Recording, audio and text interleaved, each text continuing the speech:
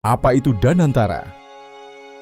Danantara, singkatan dari Daya Anagata Nusantara, adalah badan pengelola investasi nasional yang diluncurkan oleh Presiden Prabowo Subianto pada 24 Februari 2025. Badan ini dibentuk dengan tujuan untuk mengelola aset negara yang dipisahkan dari anggaran pendapatan dan belanja negara (APBN), dengan harapan dapat meningkatkan efisiensi dan transparansi dalam pengelolaan aset negara.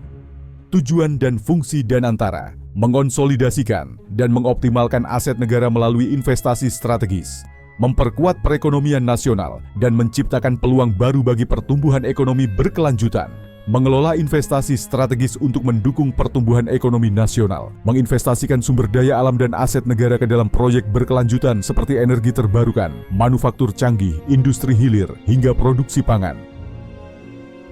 Apa makna filosofis nama Danantara? Nama Danantara memiliki makna filosofis yang berasal dari bahasa Indonesia. Daya berarti energi atau kekuatan. Anagata artinya masa depan. Nusantara adalah tanah air Indonesia.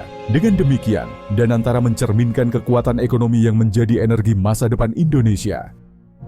Struktur organisasi Danantara.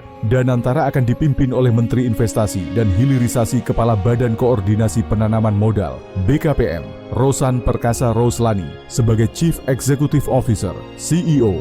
Rosan akan dibantu oleh Wakil Menteri BUMN Doni Oskario sebagai Chief Operating Officer (COO), Pandus Yahrir sebagai Chief Investment Officer (CIO).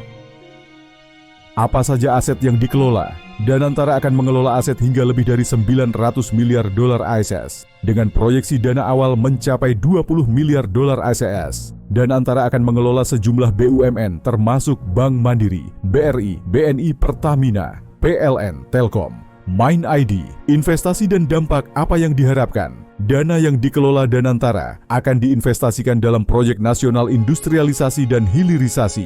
Investasi ini diharapkan dapat memberikan dampak yang signifikan, yaitu menciptakan nilai tambah bagi bangsa, menciptakan lapangan kerja yang bermutu, mendorong pertumbuhan ekonomi nasional,